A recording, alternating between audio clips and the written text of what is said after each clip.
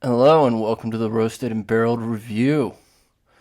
So what we have here is some High West Campfire whiskey and some Luce Pan Pacificopela. Not sure if I pronounced that right.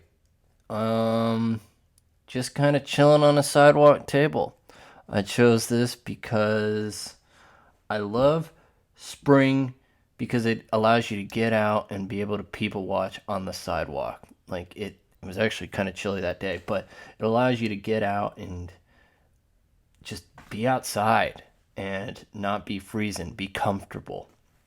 So that's why I chose this picture.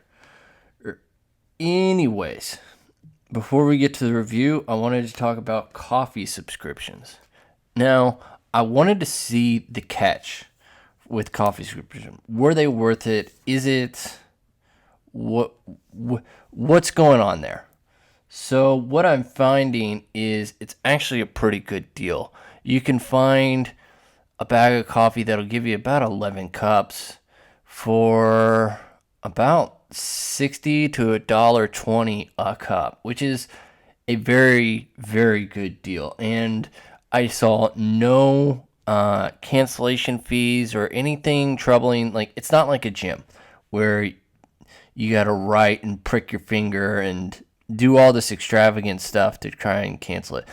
From their end, what they're getting is they're getting a steady stream of income because you actually have to remember to cancel it if you're going to cancel it. And they have almost guaranteed, they have some sort of more reliable business coming up, lower overhead because they're not operating stores or anything like that. So it's a pretty sweet little system. I'm not going to advertise any of the ones that I looked at. You're just going to kind of have to go to Google on their own.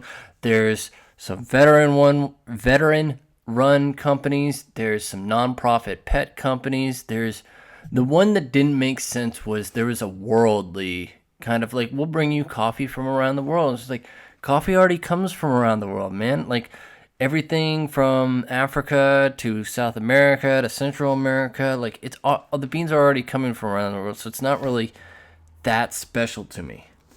Anyways, on to the review.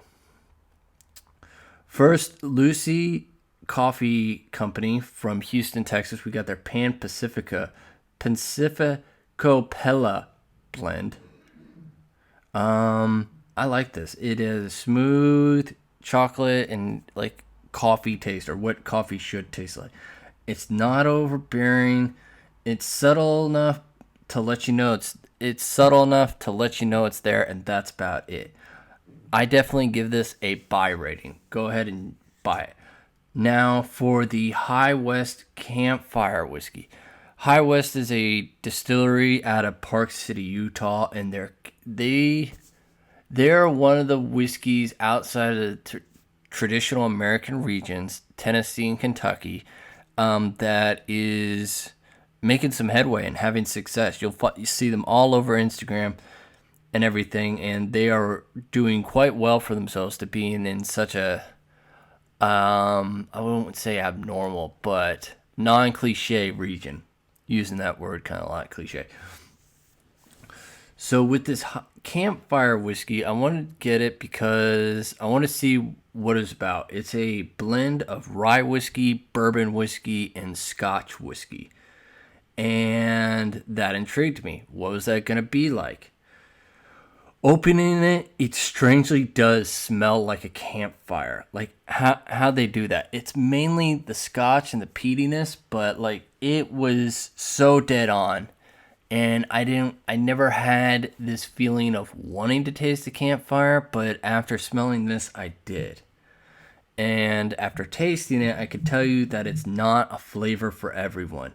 It tingles on the tongue. I can't believe I'm describing it, but it just tastes round, if that makes sense. Like, it is the strangest whiskey that I've ever tasted. It's much better with ice. It's much better if you get drunker. And I'm trying to like this one. And I feel like it's growing on me, but it's just not there yet. So I got to give this a try rating. Can't give it a buy rating. It's not bad enough to give it a deny rating, but That's where I'm going. Now for the pairing, no. Just no. This is very, very bad. I took 2 sips and poured it down the drain. This is something that you'd serve someone as a prank or challenge someone in a bar. Even then, it's still a little too much. Like, that's just mean. The main culprit to blame for this sucking so bad has got to be the High West. I feel like it's the Scotch that's really tanking this one, and it's kind of concerning because this whole summer I'm just going to use Scotch whiskey. Hopefully this is not a foreshadowing, but this definitely gets a deny rating. Okay, that's it for Season 4. I'll be back with you in a month or two for Season 5 with Summer of Scotch, and we'll see if it gets any better or if it's the first and only Summer of Scotch. Until then, thanks for watching the Roasted and Barreled Review.